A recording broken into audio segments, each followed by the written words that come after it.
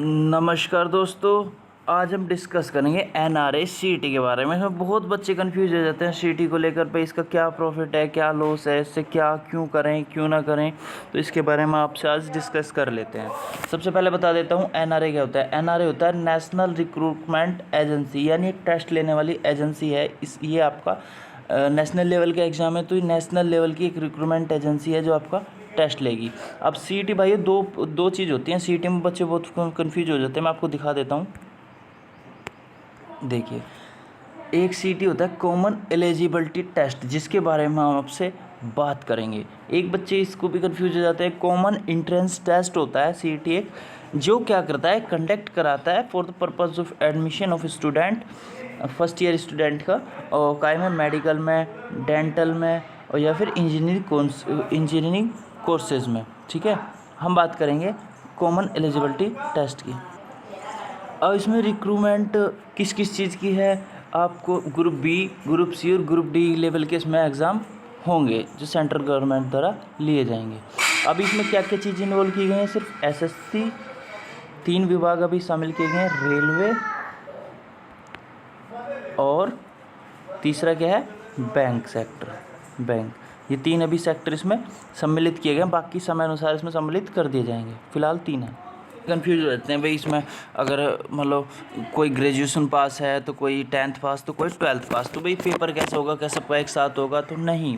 इसका पेपर देखो, इसमें बता रखा है the national recruitment agency shall conduct a separate CET, यानी अलग अलग CET each of the 3 levels, 3 level पे लेगी। एक ग्रेजुएट लेवल पे, एक हायर सेकेंडरी एंड 12th पे, और एक 10th पास पे। ठीक है, इन तीनों तरह के कैंडिडेट का अलग अलग तरीके से सीईटी टेस्ट लेगी, कॉमन एलिजिबिलिटी टेस्ट लेगी।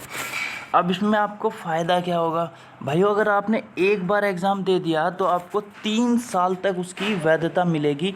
यानी आपने सपोज करो लाइक एज बैंक का फॉर्म निकला हुआ था, बैंक का कोई फॉर्म निकल रहा था, आपने उसका, आपको पता है टायर होते हैं उनमें, आपने टायर फर्स्ट क्लियर कर लिया।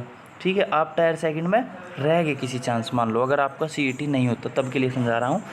और अब दोबारा 1 साल बाद सपोज करो फिर बैंक के लिखड़े, तो आपको टायर फर्स्ट फिर देना होगा। अगर क्लियर हो जाते, क्या पता ना हो उस बार, अगर हो गया तो टायर सेकंड दोबारा देना होगा। लेकिन इसका क्या प्रॉफिट है, अगर आपने सीईटी दे रखा है तो आपको डायरेक्ट ही बैंक का टायर सेकंड देना है। अगर आप टायर सेकंड में रह जाते हैं तो अगली साल अगर पेपर होगा ना, तो उसमें भी आप टायर सेकंड देंगे, ना कि फर्स्ट। यानी सीईटी का मतलब हो गया आपने रेलवे, बैंक और एसएससी के प्री दे चुके हैं, अगर आप इसको क्लियर कर लेते हैं। ठीक है, अभी इसमें 3 विभाग हैं, आगे जब जोड़ दिए जाएंगे उसके बारे में आपको जानकारी ज़रूर दी जाएगी। इसकी वैधता 3 साल तक रहेगी, और ये हर 6 महीने के बाद, हर 6 महीने के बाद ये एग्ज़ाम होंगे। वैसे तो सरकार ने इसको अप्लाई करने के लिए, यानी इसको लागू करने के लिए 2021 बोल रखा था कि सितंबर 2021 में हम इसको लागू कर देंगे। लेकिन भाइयों, आज के हालात जान के, मार्च से जो हालात है हमारे देश के कोरोना से, आप सभी जानते हैं, सभी हर एक प्रकार के एग्ज़ाम जो हैं पोस्टपोन किए जा रहे हैं। तो मेरा अपना मानना है कि ये 2021 में शायद ही हो, कम चांस हैं, लॉकडाउन वगैरह और ये सब बीमारी वगैरह करके इसको कम करके। तो भाइयों, अभी इसके वैसे फॉर्म निकले हुए हैं, आप जल्दी जल्दी अपने नज़दीकी कैफ़े से इसको भरा लें। जो खुद भरना चाहते हैं वो खुद भी भर सकते हैं। एज कितनी होती है भाइयों, इसमें 18 साल से लेकर 42 साल तक के बच्चे इसको भर सकते हैं, और age relaxation as per rules मिलेगी। जिसको रिजर्वेशन मिलता है उस हिसाब से 3 साल 2 साल एक्स्ट्रा मिलते हैं ना, वो आपको मिलेंगे ही मिलेंगे।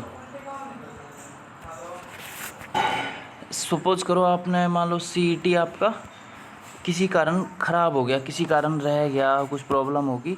ठीक है, तो उसमें क्या है, आपको 6 महीने के लिए आप दोबारा किसी भी फॉर्म में अप्लाई नहीं कर सकते। उसके बाद आपको अगले 6 महीने बाद सीईटी देना पड़ेगा, उसके बाद आप भर सकते हैं। मैं समझता हूँ आपको जानकारी समझ में आई होगी। अगर किसी प्रकार का फिर भी कोई कन्फ्यूजन है तो कमेंट बॉक्स में ज़रूर पूछना। धन्यवाद।